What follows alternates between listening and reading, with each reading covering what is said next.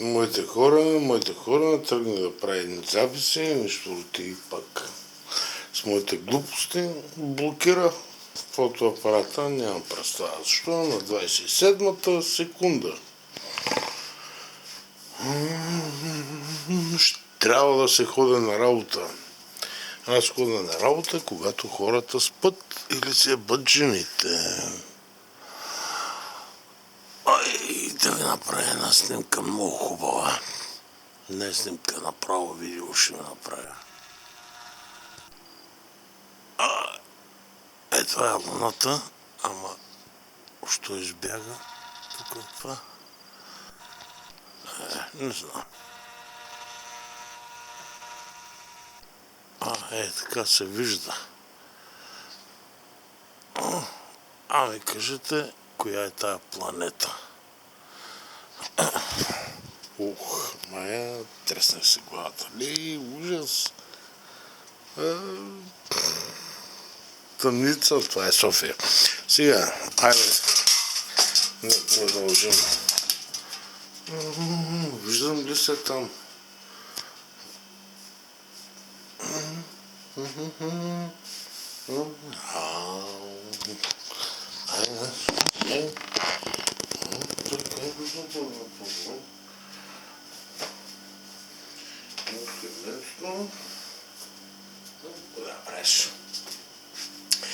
Така, гащи, майка, сега, значи, няма да спирам този път видеото.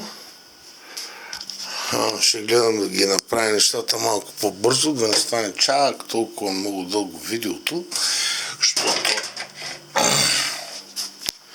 какво прави? Байхо и българина, като се събуди, днес кафе, бляк кафе, род кафе, друго кафе, от тези кафета, захар, ала бала или пък чай, или някакви щурти мали. Добре, значи веднъж ви показах как се прави чай. Чукорлийски чай. Само че ли ви показах как... няма значение. Сега ще ви покажа как се прави вълчи чай. Обаче да ме извиняват всички хора, които не пушат. Но има едни такива като мене, дето като се събудят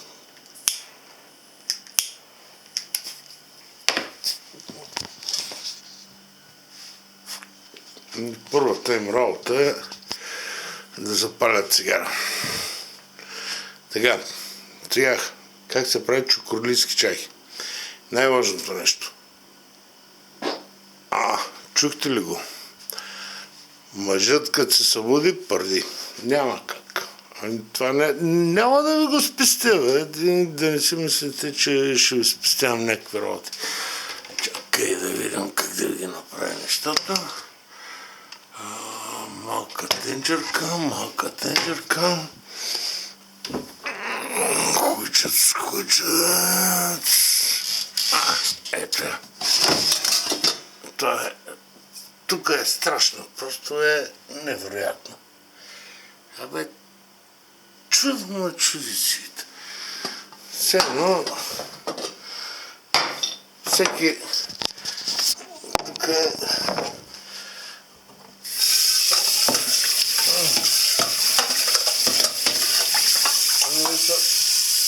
Съм ви казал, че задължително е първо да се измие каквато и посуда да използвате, винаги първо трябва да се мие. Те глупости няма да слушате. Котлона на възможно най-високата степен. Имам една каймичка. Тая каймичка е 250 грама. Хуйчец. Много е. Ще използвам половинката. Защото все пак ще правим по пара. вълча попара. За вълча попара е нужно филийките да са печени. Сега.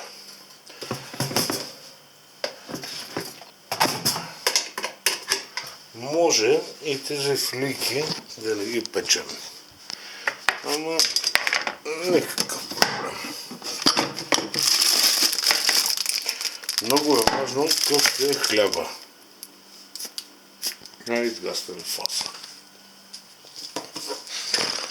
Аз говоря и пуша.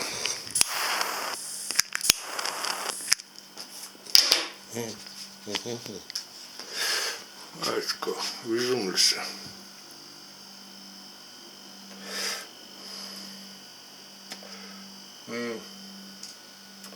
Вижда се как пълн фаса.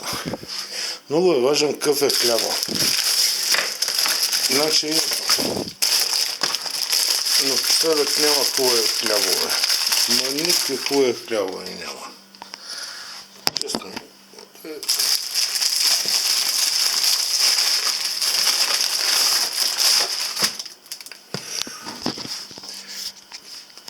Поне се ориентирайте по този начин. Пепелник. Взема пепелник.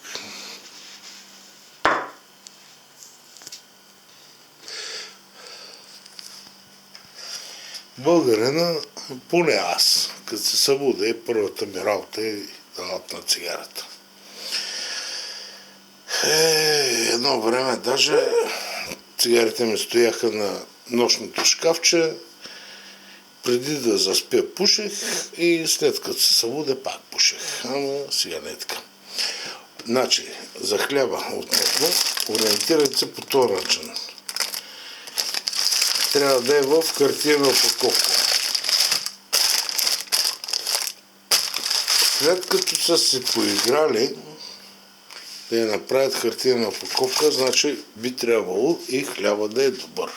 Не винаги се случва това нещо, защото някои се правят на шматки.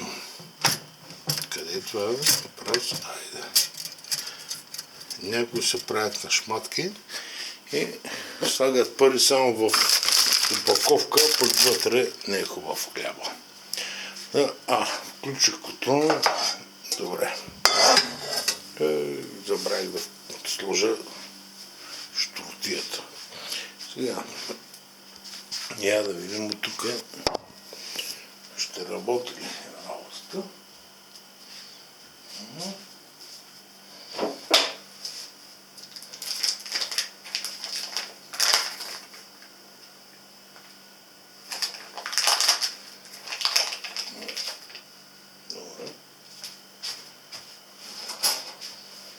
Една лъжица вземаме. Половината. За един човек половината кайма е перфектна. Можеш. Айде, другата. Сега прибираме у хладилнико.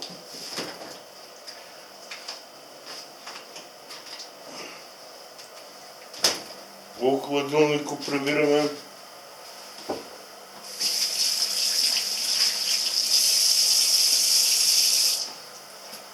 Малко да се измия ръчичките. Това се продължава. Да не се прикалява. Идваме се тук. Ще правим пара.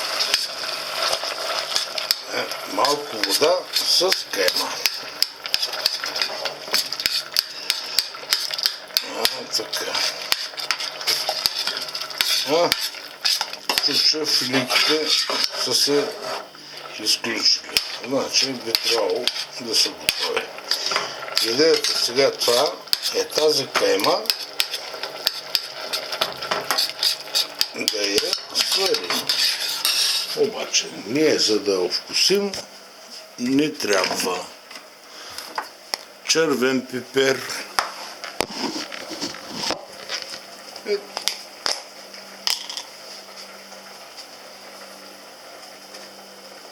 една лъжица,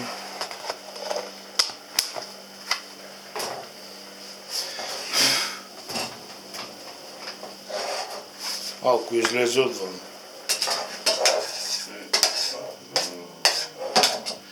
И изключваме котлона. Вече този котлон не ни е нужен.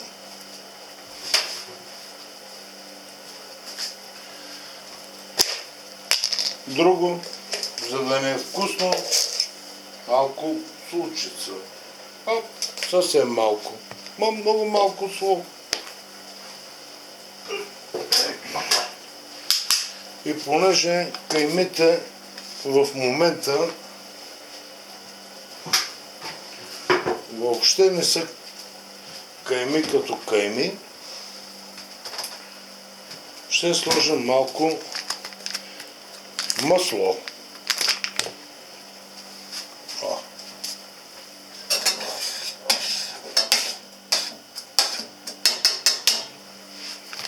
Тя е топла лъжицата, направо си го, масло. И това си го прибираме пак в хладилника.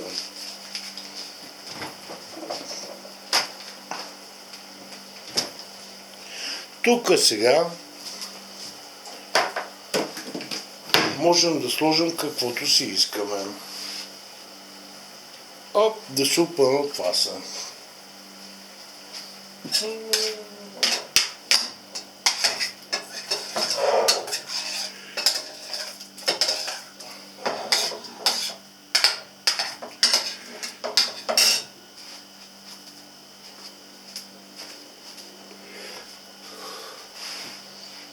Няма да ви рекламирам, че пуша тютюни. Тук може да сложим каквото си искаме. Някакви подправки, някакви щуки, някакви си... Какво бе? Кой на каквото му харесва?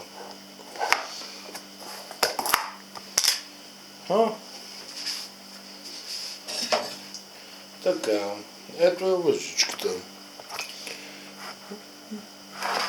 Сирене.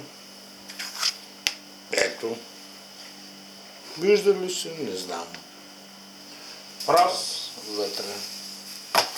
Айде. Ще си го разчекаме. Котлона вече е изключен. Температурата намаля. Водичката намаля. Така. И се разбиваме сиренето.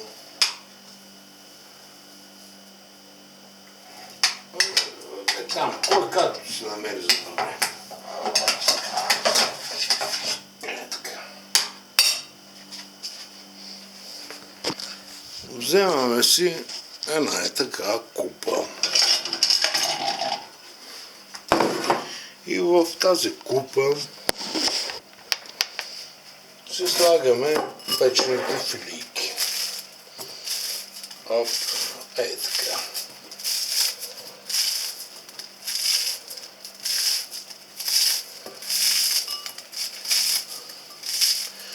Защото трябва да се закусва все пак. Особено на младини. Вечер млад човек, като се е пребрал,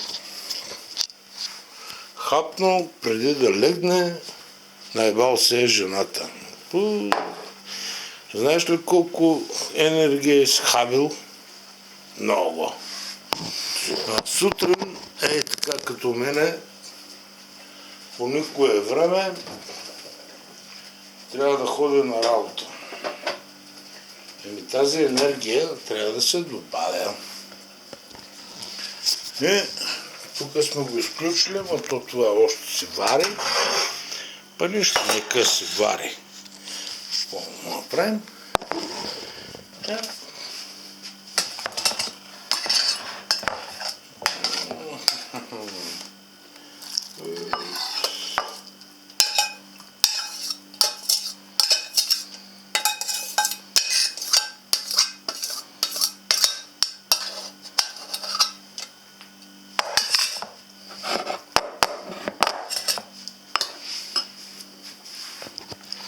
Това е моите хора.